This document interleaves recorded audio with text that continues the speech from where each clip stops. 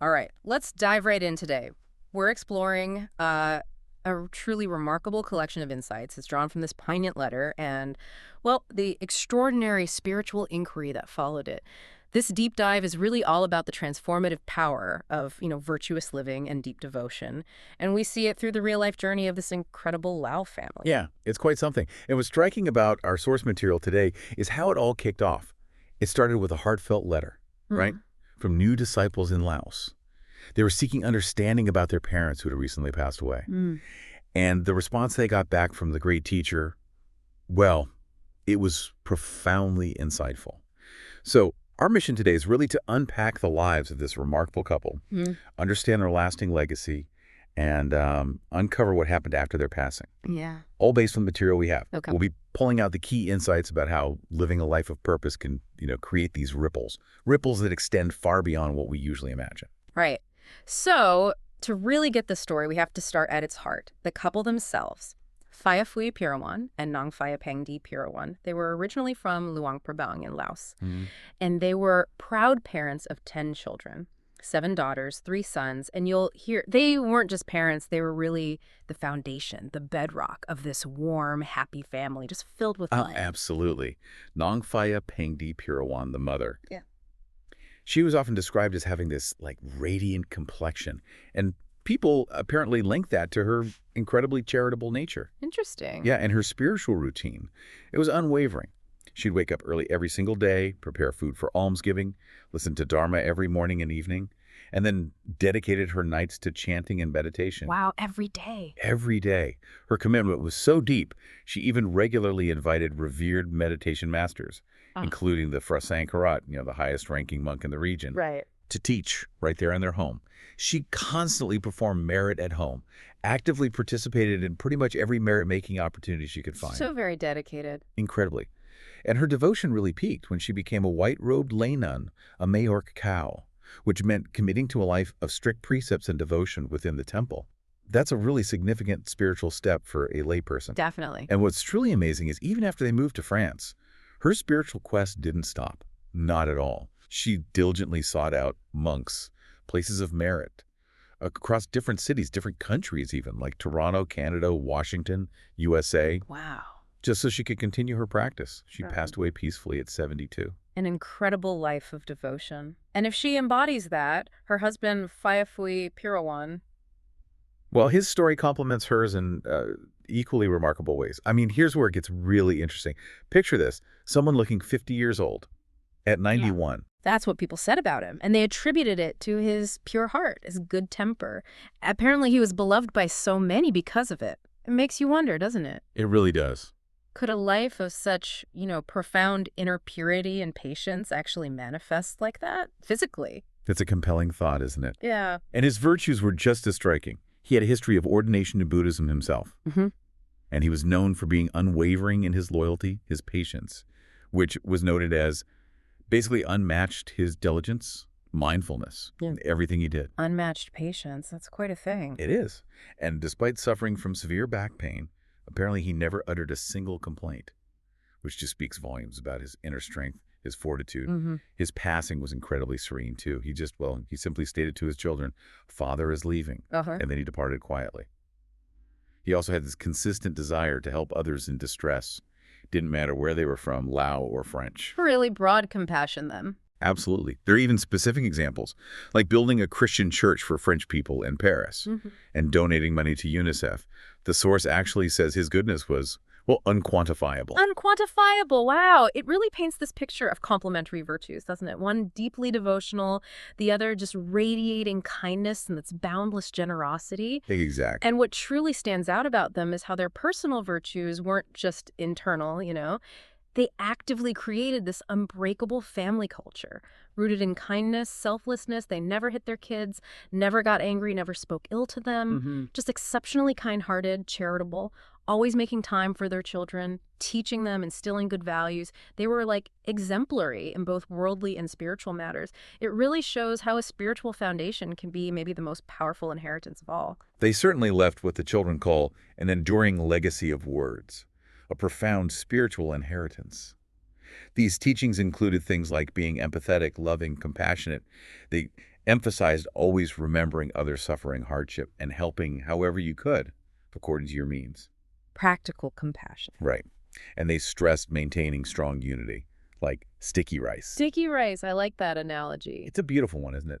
It really underscores how, for a family's foundations, spiritual and worldly, to truly last, they have to be built on this shared, deeply interconnected bond, something that even adversity can't easily break apart. That makes sense. They also taught the importance of showing gratitude to benefactors, which is, highly praised in Buddhism, believed to lead to prosperity. And their core belief, simple but profound: whoever does good receives good, whoever does bad receives bad.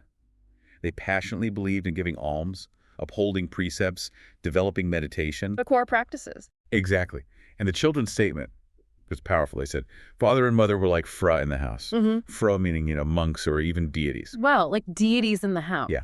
It just powerfully conveys how they saw their parents as the kindest, most charitable Buddhists they knew.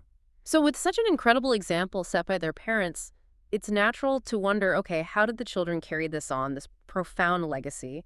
And their own spiritual journey, well, it began in a surprisingly modern way, actually. Oh. They accidentally discovered the Great Teacher's Dharma channel, DMC, which is a pretty significant spiritual media platform back in early December 2004. And they just felt immense joy, pride in his Dharma dissemination. They quickly became new disciples. Ah, okay. So that discovery then sparked these significant acts of merit from the children, done specifically to honor their parents, continue the legacy. One really notable act was building a tupacam. A tupacam? Yeah, it's like a secluded dwelling, specifically designed for monks to undertake parivasa, which is this rigorous period of purification and intense practice to rectify monastic transgressions. Okay. So they built this place, complete with bathrooms, at Wat Pa Phan Pheo in Luang Prabang. It was celebrated in late November 2004, involved senior monks like Banthan Punyakamo and Phra Kru Kamchan Virajitadera, and it led to large numbers participating in Vipassana meditation training afterwards. So a direct contribution to the Sangha, the monastic community. Exactly. And beyond that, they engaged in all sorts of philanthropic acts, sending medicines, making big donations for animal release, helping countless creatures like turtles, frogs, fish. Releasing animals, that's a common merit-making practice, right? Very much so. They also contributed to tsunami disaster relief in southern Thailand. Sent chocolates, apparently a French New Year tradition for happiness, to the Great Teacher and other monks for New Year 2005. And a nice personal touch there. Yeah, and they donated 200 euros, specifically for Dharma dissemination, attributed to their parents and the whole family. They even placed these Dharma star displays, one at a Buddhist temple, another at an underprivileged school, really extending their parents' legacy of generosity and supporting education. It sounds like they really took that legacy of words to heart and put it into action, and it certainly doesn't stop there, does it?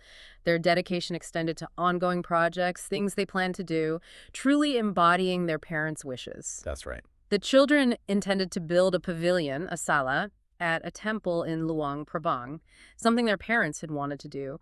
And it's worth noting the parents themselves were major patrons in building the Phra Yodkai Damayan Sheri.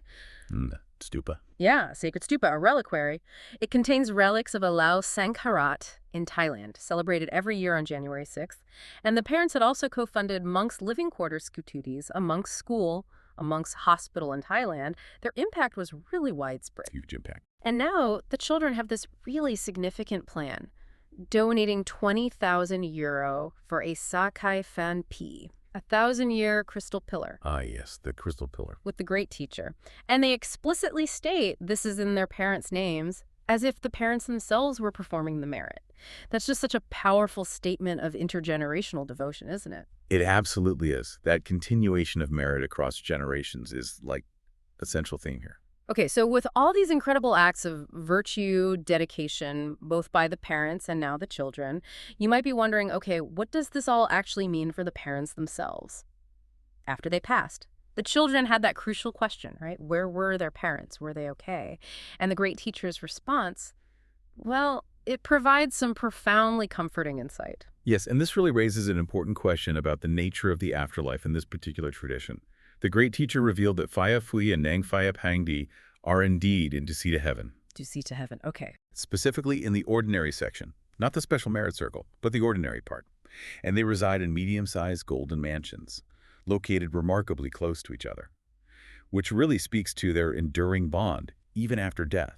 Still neighbors. Kind of like that, yeah. And they attain this high state because of their accumulated merits in Buddhism. And crucially, their lifelong practice of loving kindness, metta, and just having good hearts. So it's the combination of actions and intention. Exactly. Dusit heaven itself is described as a domain for bodhisattvas, scholars, people with noble hearts, those who've accumulated substantial merit specifically within Buddhism, and the great teacher confirmed.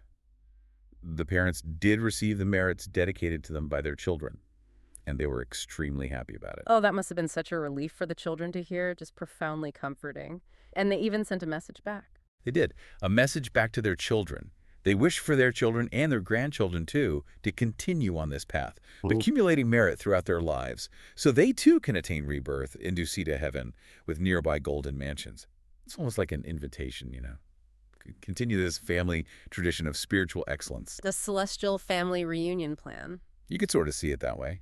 And if we connect this back to the bigger picture, that Sakau Fanpi, the 1,000-year crystal pillar merit, it's particularly significant. How so? Well, completing that donation will apparently greatly increase their parents' merit, enhancing their divine possessions in basically every aspect. Their mansions, their retinue, gardens, ponds, even their radiant aura will increase. Wow. So the children's actions directly impact the parents' heavenly state, even now. According to this teaching, yes.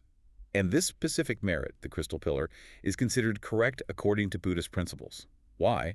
Because it directly contributes to the prosperity and the global expansion of Buddhism, which ultimately benefits those who make the merit. Ah, so it's merit that ripples outwards. Precisely. And it's also interesting to note the nuanced understanding of these spiritual realms. The parents are said to be in Zone 4, the outer perimeter within Dusit heaven. Zone 4. Yeah. It signifies a specific level of attainment. It's distinct from the inner zones, which are reserved for beings with even higher spiritual development, like advanced bodhisattvas. It just illustrates the incredible detail you find in these kinds of spiritual maps or cosmologies. Fascinating detail. So this whole account, this entire story, it really serves as this powerful illustration, doesn't it, of how your actions during your human life literally shape your afterlife, allowing you to enjoy the fruits of your accumulated goodness, and how that goodness can even be amplified by the acts of those you leave behind. It's like a living testament to the power of a life well lived. Absolutely. This deep dive really shows us not just the potential destination, like Dusit heaven, but the journey itself. A life grounded in compassion, diligence, spiritual devotion, leading to these profound results. And it strongly reinforces the power of intergenerational merit, of gratitude. It demonstrates this living legacy that, well, it extends beyond the physical realm and just keeps unfolding. A truly inspiring story. It leaves you thinking, what does this story inspire in you about how you live each day and the legacy you might be creating, whether it's just for yourself or for those you cherish? Thank you for joining us on this deep dive. Until next time, keep exploring, keep learning.